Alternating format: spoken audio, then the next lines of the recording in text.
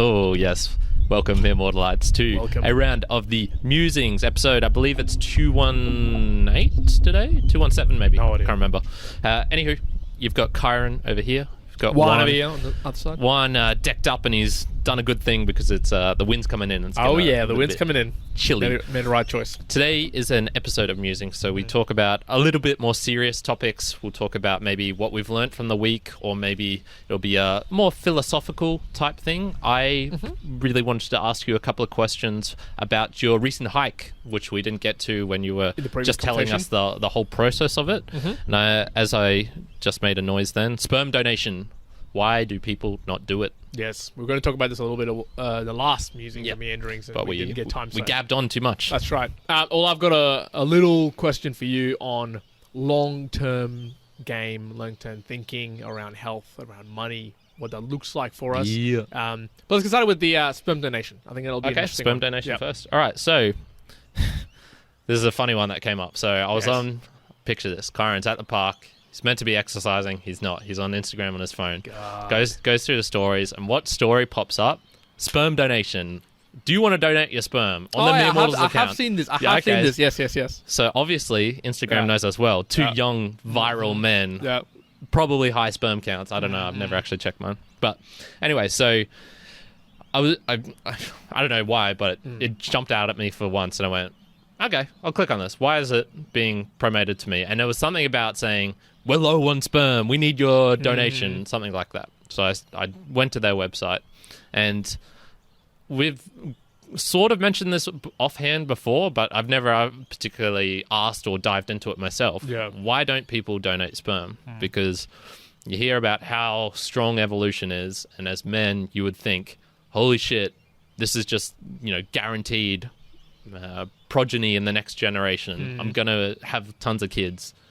Have the most offsprings as possible. With zero effort, I don't have to even raise them. You'll even get money. Yeah. Or you'll even get something. Potentially. We'll talk about that. Yep. So, why don't people do it? One, I hand the ball to you. What do you think are the reasons? I think it's the time investment, first of all, in a similar pattern of blood donation.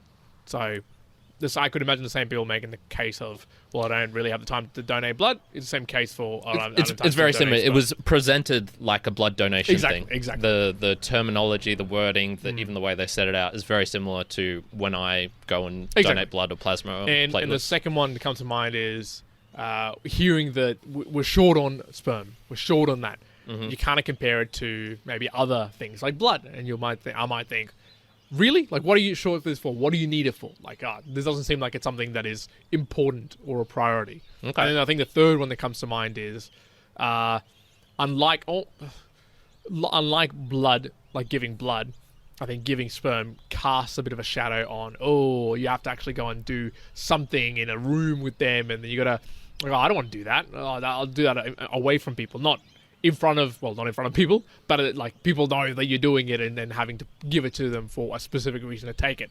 So I think there's definitely some connotation of it's seen as a bad thing. Are those your personal ones, or that's what you just think in general? I would say, at least I've got some in my mind. Like, I'd be like, I would think that. If someone told me, that would be like three things I think it would pop in my mind. And I feel in general, most people might feel that.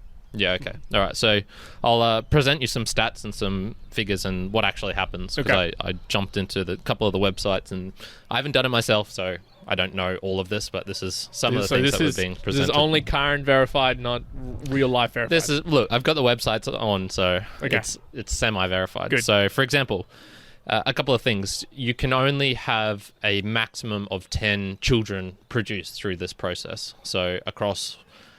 Is it the state or Australia? I'm not sure which one. But in any case, there's a limit to how many people can actually use your sperm. So that rules out one of the big things, which I imagine is maybe not so much a personal one, i.e. me worrying about the, diluting the human race. Yeah. Because all my... That's a good word. Diluting the human race because there's too many currents. Well, I like more in the fact that they're secreting the human race with too many currents.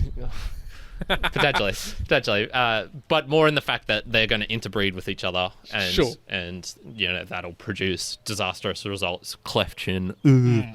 So that's the reason for that. But I don't think that's so much of a worried. me worrying about. I don't think a general having mere too mortal many- is thinking, oh, like that's what's going to stop Yeah. me. No. It does put No. a stop though to my plan, as I mentioned, of Yes. the intergenerational battle royale Domination. of game shows. That if I can only You'll have have 10, to figure and- out another way. yeah, I guess I'll just have to have sex with lots of women. Oh god. So there's no money, so you actually Okay, so you don't get paid. you don't Yep. get paid.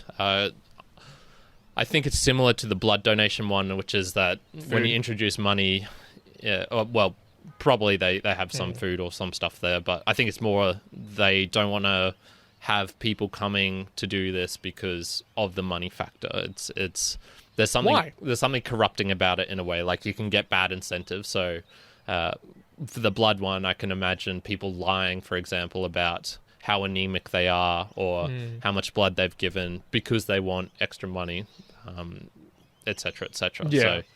So you wouldn't think there's so much danger for the sperm donation, but I think it's when you attach money to it, incentives can get changed and people can start lying and doing, semi-dodgy things, which will then have very serious results. I feel like Because if they that's delayed- like giving blood or Yeah. giving, sperm, that's very serious things. They're not something that's undone super easily. Sure, and I'm not suggesting that adding the money is like the solution, but I mean I could imagine they could delay the gratification of the money coming through. Like maybe with blood, you could say, "Oh, it's when the blood gets used, we will give you a part of something. Like we'll give you $10 to your account or something like Yeah. that." So it's not a lot, but people might go like, "Okay, I want to give blood for the right thing," and when it gets used, because they're going to do screening or whatever. So if your blood's bad, it's going to go away. They're going to Yeah. use it. Yeah. Maybe similar with sperm. Yeah. So they another couple of stats. So they do take a lot of. So you do actually have to give your information. So it's not anonymous. You have to be registered. They know exactly which sperm is going to which couple and Makes things sense, like that. There was certain things that they do. I'll see if I can bring up the site quickly. There's certain things they do ask for, and certain things that they don't in terms of your height, your weight, your etc. How rich and famous you are, how unrich and famous you are. Eligibility as well. There was a couple of things. That would be a very funny question if they asked you how rich and famous you are. Like, in the scale of 1 to 10, how rich and famous are you? Yeah. So you have to provide family medical history as well. You have to be between 18 to 45 years of age. You must be and remain in Australia. They do sometimes accept working visas and temporary people, but not that often. Low risk for HIV and AIDS, things like that. So let's see. Under 10 women in Victoria and South Australia, 5 in New South Wales. New South Wales, come on, people! I need to have more kids out there. In Queensland, no registered limit for. Oh, there's for no limit in donation. Queensland. So Damn. my battle still- you royale can still is take over happening here. Queensland. That's it. But the individual places will set their own limits. Sure. So here's their reason why sperm donors are needed. So it's in short supply, and okay, there's more just reasons. So where is it actually going to? So who would you say are the biggest people wanting the sperm? I'd say couples, like a couple who the male's like sterile. That would be, or like same-sex couples who just want semen. Yep. So, as you just said, those two single women, another one. So who want to have a child, but just don't want the man factor involved. man factor I guess. involved, yep. I could, I suppose, understand that. Those are the main ones. So, what are the main benefits for you? So, you receive a free general health check. You get to find out your own fertility status. Oh, yes, yep. And you get to help women or couples who cannot conceive naturally. There you go. Fulfill their dream of having a family. Wow. Yeah. But did they say they have a shortage of it? Yeah, that's what they say. Specifically, sperm donors are urgently needed for the following reasons. Donor sperm and SDA is currently in extremely short supply, and those are the actual people who had the ad on our Instagram. So, I don't know. Yeah, it talks about here why. It just says it has to be altruistic. Well, I mean, my question to you is, like, why haven't you done it already? Yeah, so here's some of the ones that I personally came up with. Number one for me was what can happen is that you have to provide your details, and if the sperm child, I don't know what you call them, the child that is made from your sperm, Yep. they can have access to your details when they turn 18, and Theoretically, they'd be your offspring. yeah, your offspring. They have the right to just show up unannounced into your life and say, Dude, you're going to get hey. 30 kids coming at your door. Yeah. So, Yep. so if you do this, you do have to be prepared that they could just show up randomly into your life at some point. Now, are there any expectations? No, you don't have to give child support. You don't have to, etc., etc. But that would still be a rather shocking thing to happen, I think. So, say I donated sperm when I'm 30. But what details are you giving? Everything. Like, they know who you are, where you are, the contact details, all of that sort of stuff. Yeah, okay, fair enough. But it's inverted in that you don't have the right to go to them. So if you wanted to know about this child and You don't be really have involved that in this, access, yep. no, you can ask and request, and so I think that request can go to them, but it's up to them to then choose Sure. if they will want to meet you or not.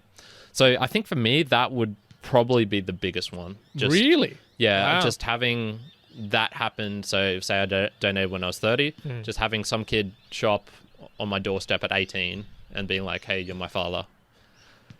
That would be, I think, pretty intense. Really? Yeah. See, I'm trying to put myself in that position, and I feel like that would be the very, very low intensity levels. Really? Yeah, because I would be in the full knowledge that you gave that for that reason. Like, that is literally the reason you're giving it. So there is no unexpected occurrence. Like, when it happens, so let's just say you're 30, you do that, say they're 18 years old, so you're 48 years old. I would be totally expecting, like, oh, yeah, one day someone will come along and be like, oh, by the way, like, I'm your offspring, because then I'll be like, oh, yeah, cool.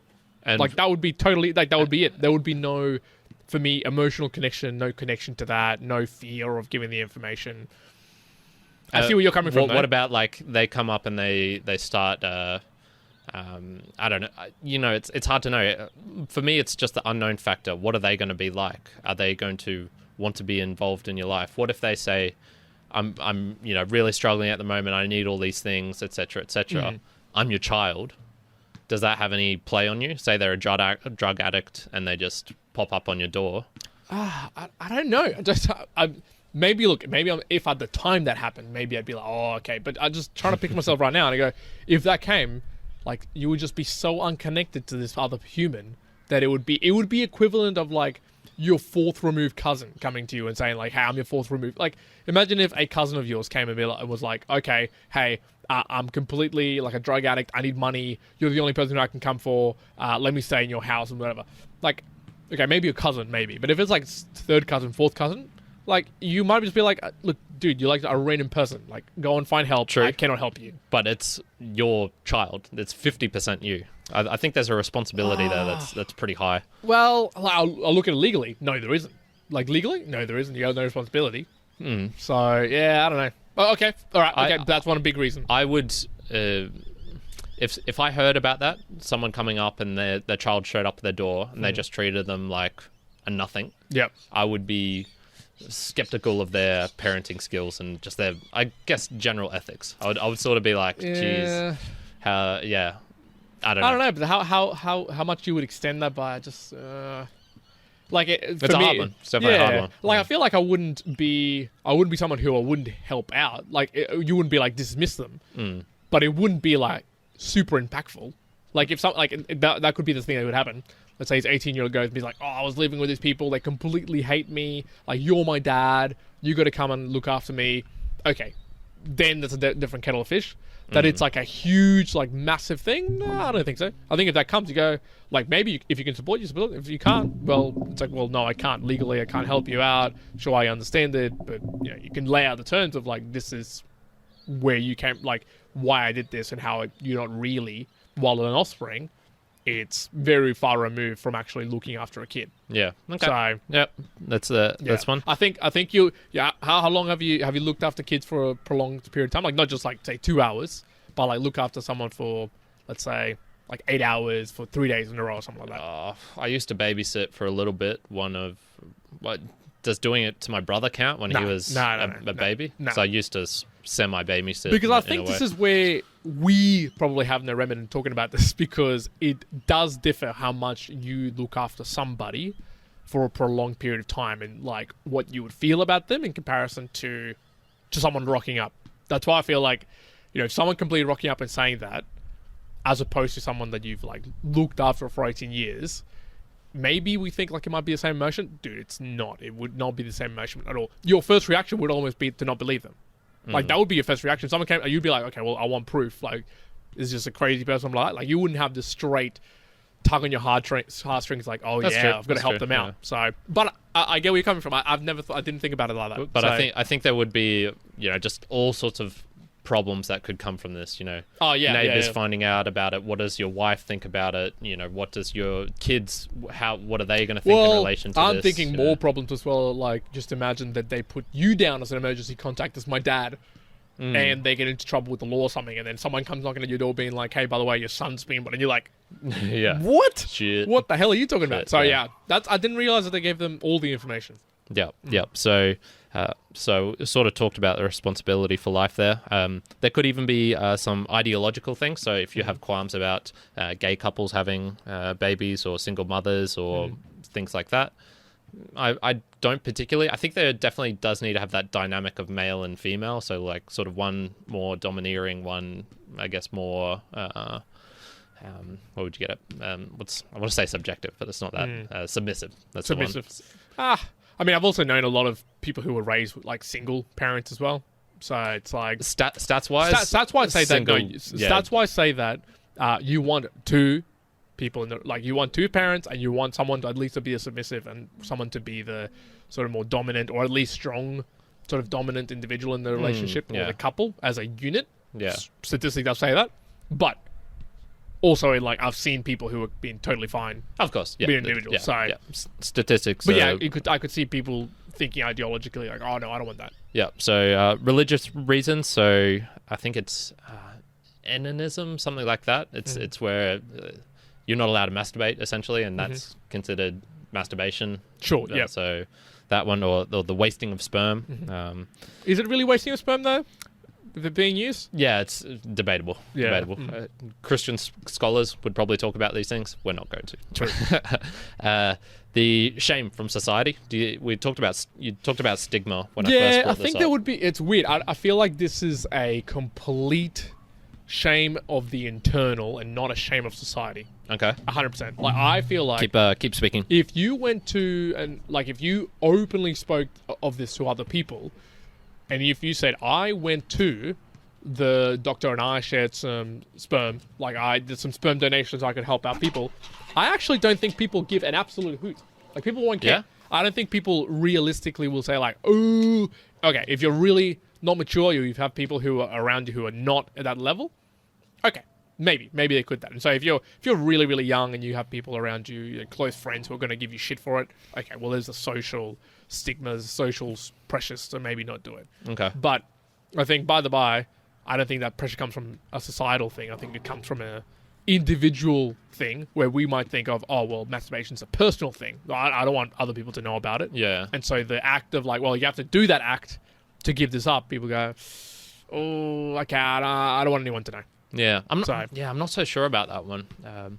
Me and my dad were having a discussion, and we were talking about, if you had, let's just say, a 13-year-old son or daughter, and so letting your son, if they're 13-year-old, go to a 15-year-old, 16-year-old girl's house for a sleepover, is that the same as a 13-year-old girl going to a 15 or 16-year-old guy's house for a sleepover? And I was pretty much saying, definitely you'd have some questions, a lot of questions raised of the younger girl going to the older boy's house. And if something bad happened there, like a rape or sexual whatever, you as a parent would probably get absolutely blasted for not being diligent in that terms. If it was the other way around, though, and it was a younger boy going to a girl's house, I don't think the society shame pressure would be as intense as it would be with a younger girl going to an older boy's house. And he was saying he thought it was roughly maybe not exactly the same, but it would still be rather intense. Yeah, and I would was agree thinking, with you, Dad. I was thinking more when this happens, you know, the teacher sleeping with the young kid, the young boy in high school. Usually it's not like, oh my God, this teacher's a you know, absolute pedophile, you know, scum of the earth or whatever. For me, it seems to be more along the lines of like, oh man, that luckiest kid out had sex with the hot teacher, well sort done of for the thing. kid. Yeah. So there is I think a different dynamic there, but yeah, the shame from society, I think there would be a bit, but I'm just not exactly sure it would. I would have come agreed from. with that if it was like 30, 40 years ago. Yeah. I think in today's society, I think there's probably been enough change that in that particular example, I'd say there'd be probably equal on both of them on the parent. Yeah. Okay. For, you know, having to do something about it or being diligent enough to have done something about it. So, yeah, I would still say in that scenario of like, why would people not do it? I think it's more an internal shame than it is anything to do with an external shame. Yeah, gotcha. For sure.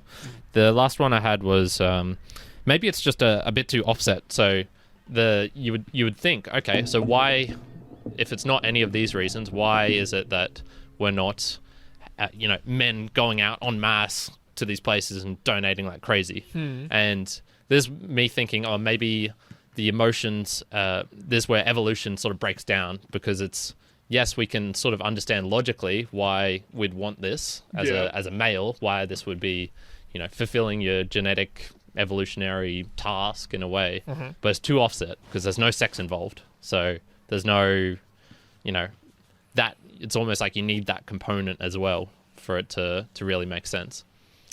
And also potentially being worried about, like I said, sort of producing, you have no control over the other side of the equation. So you could be donating sperm to people who have completely ideological views opposed to you. So say you're, I don't know, there's Nazis who are using your sperm to create Nazi children. Yeah.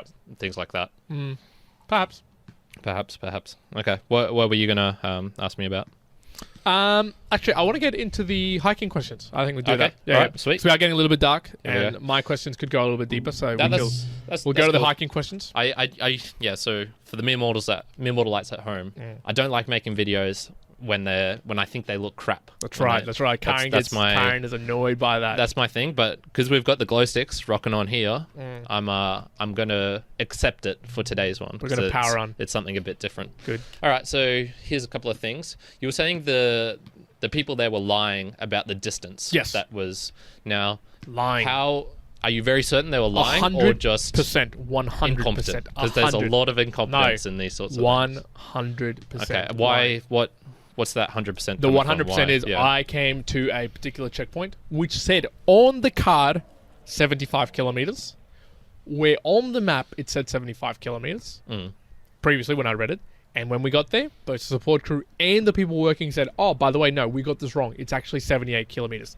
Lies. It actually was 75 kilometers, but they just said 78 to make you feel like you were closer to finishing. But I feel that could be explained as, you know, someone came along and told them, this was wrong. No, okay, so, and that happened, I'll say twice of that exact number, and on the very, very last checkpoint, I was, because I kind of like figured it out by then, or it took me all the way to the last checkpoint, but they said, oh, you're only 5 kilometers away from finishing, which is roughly, in terms of the hiking pace, was about an hour and a half. And I said to them, no, I'm sick of you guys lying. I know that it is 3.5 kilometers away. So then he changed his mind. He said, oh, yeah, okay, that's right. Look, you guys are only going to finish in like sub 1 hour. Oh, okay. And then I was like, yeah, it'll be around 45 minutes. And then he said, but you never know. It could be 5 kilometers. And then they said about the spotter, which never existed. And I went, dude, you don't have to do this. You do not have to do this. And the premise of it is to fuck you around mentally to make it harder. Like, that's the mentality, right? They do this in special forces. So they're not and trying army. to help you. They're trying to make it harder for you. The active is, so the whole Kokoda challenge, right, which is to emulate the Kokoda track, plus it's to take the Kokoda kids through this challenging course. And one part of it is the physical 96 kilometers. But they actively make those decisions to make it harder mentally on you. So they will say, oh yeah, you're up to this point, so that you kind of go mentally like, oh cool, we're almost there at the next one. Wrong, you're double the distance behind. So it forces people to become more mentally tough and be like, oh, I'm going to quit because I just can't do this anymore. Like, you know, in that example, they say, oh, well, you're 3 kilometers away. So you walk for 2 hours and you're like, dude, where's this checkpoint? And you go, I can't do this anymore. Like that, they want you to break in that manner. Okay, that makes more sense to me because I thought they were doing it in terms of trying to create hope. So check out the book review I've done of Mice and Men, but there is this thing in there where they're creating hopes just because their lives are so shit that it's a very double-edged sword. Well, so you create hope to be able to move forward in life, to have dreams, but when those dreams are dashed, God damn it, can break you. Maybe they were doing it. Look, they might have intended it to be of hope. So they might have said, oh, look, you're 3 kilometers away. Actually, you're 5, but it just gets you to go to the next point. But I remember the second last checkpoint where we were literally 25 kilometers away, but they said it was 17 kilometers away. And I was wearing thongs. Like, I was wearing thongs at that point. And it was only because they gave themselves away more in the way they acted than they spoke. Because they said, oh, you know, I kind of asked them like, oh, well, what's left? Because I've got thongs on, and I've only done that because I think the rest is just road walking. And they said, oh, you got a small bushwalk. But I could see by their physical reaction to that, they were like, oh, dude, this dude's about to do this next part in thongs. What an idiot. Screwed. So that kind of gave it away from me of like, okay, no. This next bit is not just a bushwalk. And correct, it was like a hardcore up and down like portion which will like absolutely wrecked us. Yeah, gotcha. So I went, okay. So maybe they're trying to do it in the way of like, oh, you can do it. Just keep going. But look, what it felt like, I was like, dude, don't tell me lies. Tell me exactly what's gonna, like, tell me what is ahead, because that's good enough for me. Not like just go tell me like, oh no, it's 3 kilometers, and I'm like, dude, yeah. Because what happened, you know, looking at this, you know, you basically the video. If you look at the video right now, you basically can't see us. You can only see Glowsticks right now. But basically, this was the equivalent of me walking to the end. It was this dark, and we still had 2 kilometers left, and I was just angry at them in a portion, being like, dude, tell me that it's going to take me an extra 5-6 kilometers, because then I would have packed some torches so I could see. Otherwise, it's just like this, right? There's nothing that you can see, as the mere mortals can probably see in the video. Yeah. And I went, man, that frustrated me. Yeah, for sure. So, okay. All right. That makes sense in a very stupid sort of way. Have you gained any appreciation, respect, fear for the Aussie bush?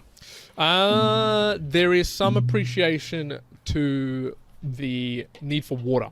Definitely the need for water. Do I have some fear of the bush? There's the guy thinking he can go with coffee for the rest of his life. Do I have fear? No, not so much of the bush, of the elements. Because I definitely have been one who I would think, oh, if it's cold outside and I'm just walking around, that's fine. That's cool. There most definitely came a point going up this hill where I went, it is too cold, it is too windy. Like, if I was to be out here for a prolonged time, I'm in serious trouble. And yeah, gotcha. There was also a couple of times when I was conversing with our group and our team, and I was saying, yeah, this does make me have a perspective of like people who get stranded in mountains or get hit. And I went, you couldn't walk this. Like, in the dark, you could not keep walking and figure out where you were. Like, you die, easily die. Yeah, so I went, wow, if you were maybe in the Aussie outback or in like a gorge or something like that, or a mountain, when night came, and sometimes you might think like, oh, well, just keep going so far. No, like, you wouldn't be able to. You would not be able to. Yeah, okay. Yeah, gotcha. There's not enough light, especially when you're in double canopy, triple canopy covering. Dude, So you don't screwed. see anything. Yeah. Like, there was a point in time when we were getting like single, sometimes double canopy.